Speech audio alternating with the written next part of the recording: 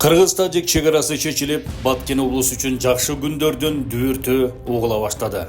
Бул жаңылыкты коомдун басымдуу бөлүгү колдоду. Ал эми тыштан каржыланган журналисттер элдин пикирин башка нукка бурууга далбастап жатканына да күбө болдук.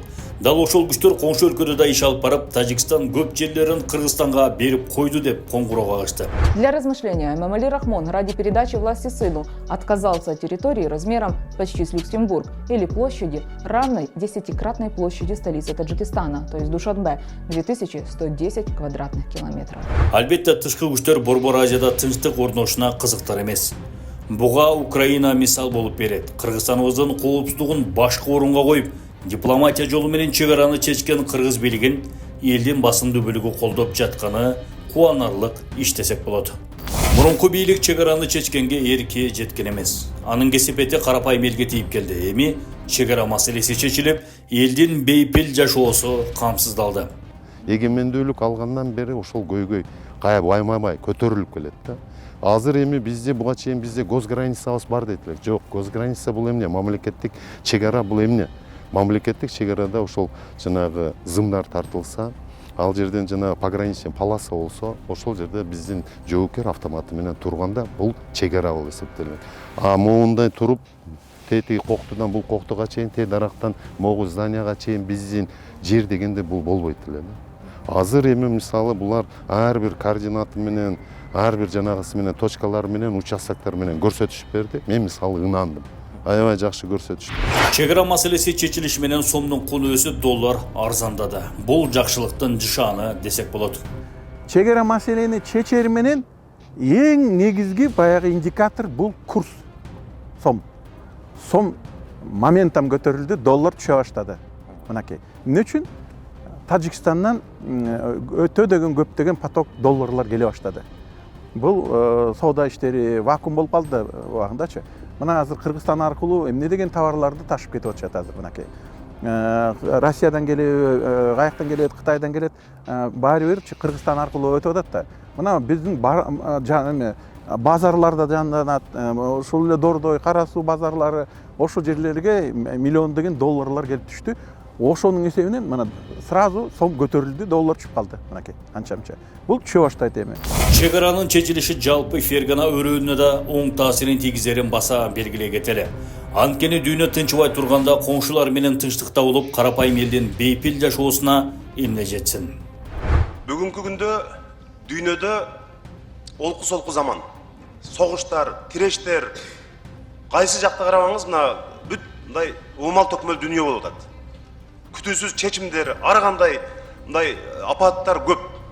Согуш токтой элек көп өлкөлөрдө. Ошондой шартта биз региондо, мына чөлкөмдө Борбор Азиянын өлкөлөрү эли ынтымакта, ырашкерликте жашашыбыз керек азыр. Мындай кичине өлкөлөр бири-бири менен жакшы мамиледе болуш керек, чегараларыбыз ачылыш керек. Бул үчүн менимче мына көп эмгек талап кылынды. Бул биринчи кезекте ошол элдин коопсуздугун камсыз кылуу. Чегарада жашаган адамдар көпчүлүк учурда чегарада турган айылдардын жашоочулары, кээ бир жаштар кетип калган учурлар болгондо, анткени тынчтык жок. Бир жөнөкөй эле жерден бир чатак чыгып кетип, кагылышка айланып, адамдар каза болгон учурлар болбоду акыркы жылдары. Чоң мындай кагылышууга, согушууга чейин барып атпады. Эми чегара такталат, жанагы делимитация бүткөндөн демаркация деп коет, ошо тосулат. Определенный жерлерден гана мындай бир өтө баштайт. Анан эми мүмкүн жана коңшу айылдардын коңшу эл жашаган жерлерде мындай өзгөчө кандай режим менен катташууга жол берилет. Ошондуктан биринчи кезекте ошол элдер, чегарада жашаган адамдар өздөрүн мындай коопсуз сезип, тынч жашоого түздөн-түз ушул өлгө болот да. Ошондуктан эми биздин ушу ортобузда, Орто Азиядагы борбордугазда мамлекеттердин ортосунда мындай коркунуч азаят, туруктуулук орнойт деп ишенсек болот. Белгилүү саясаттануучу Аркадий Дубнов Кыргызстан менен Тажикстандын ортосундагы чегара талаштарын чечүүнүн маанилүүлүгүн белгилеп, маселени сүйлөшүү жана жер алмашуу жолу менен чечилгени коңшу мамлекеттердин ортосундагы узакка созулган чыр чатакка чекит коюлду деп белгиледи. Советтер Союзунун мурунку республикаларынын ортосундагы чек ара такталууда. Алар келишимдер жана макулдашуулар менен бекемделет. Ал эми Борбордук Азиядагы талаштуу үч бурчтук белгилүү Фергана өрөөнү, суусу талаш болгон жана башка маселелери менен Кыргызстан, Өзбекстан, Тажикстан үч бурчтугу. Эми Бишкек менен Душанбенин ортосундагы келишим үч тараптуу бекемделди десек болот. Калган түгөйлөрдө Бишкек менен Ташкенттин, ошондой эле Ташкент менен Душанбенин мамилелери буга чейин дагы бекемделген. Кээ бирөөлөргө таң калыштуу болушу мүмкүн. Бул маселе сыйкырдуу күч менен же болбосо үчүнчү мамлекеттердин таасири менен эмес, эки тараптуу чечилди. Бул чындыгында келечекке ишенимдүү жана позитивдүү кадам десек болот. Бул абдан тарыхый окуя деп эсептесек болот. Анткени себеби бул кече эле эгемендүү жылдарыбыздын арасындагы бир 33-34 жылдагы мурдагы эле маселелер эмес. Ошонун ичиндеги бул тетиги Советтер Союзунун 100 жылдан бери келаткан маселе. Советтер Союзунун убагында деле ошо биздин Тажикстан менен Кыргызстандын ортосундагы жер талашып, суу талашып, кетмен менен биринчи ап өлтүрүп коюптур, анан бирөөсү бирдеке болуптур деген нерселер таакай болуп келген. Андан кийин эгемендүү жылдарда биз анан кийин баягы чек араларыбызды тактап, чек аралар жөнүндө олуттуу сөздөр жүрө баштаган кезде абдан апогейине жеткен. Ошон үчүн Камчыбек Кыдыршаевичтин жетекчилиги менен, албетте урматтуу президенттин макулдугу менен, ошолордун президенттердин келишимси менен биз ушул кылымдап келаткан нерселерге чек койдук деп ойлойм.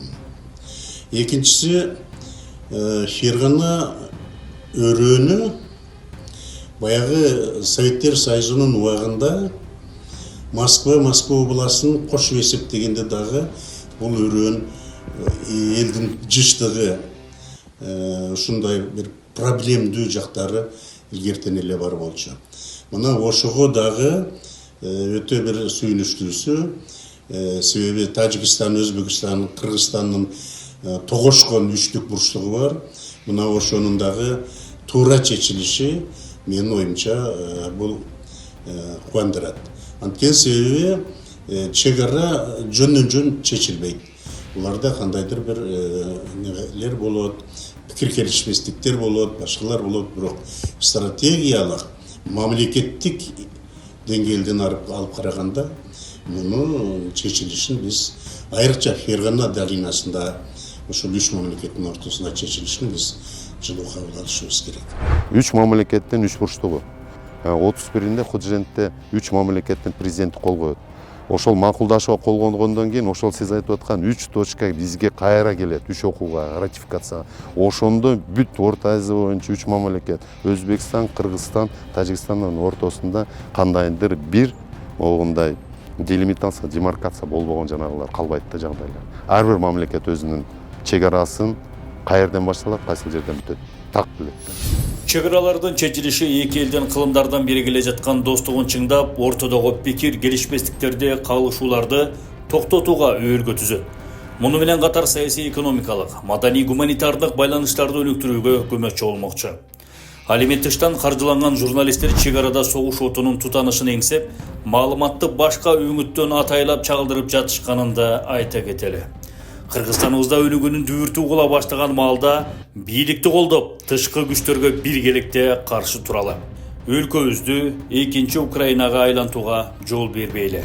Мекенибизде октун үнү угулбасын.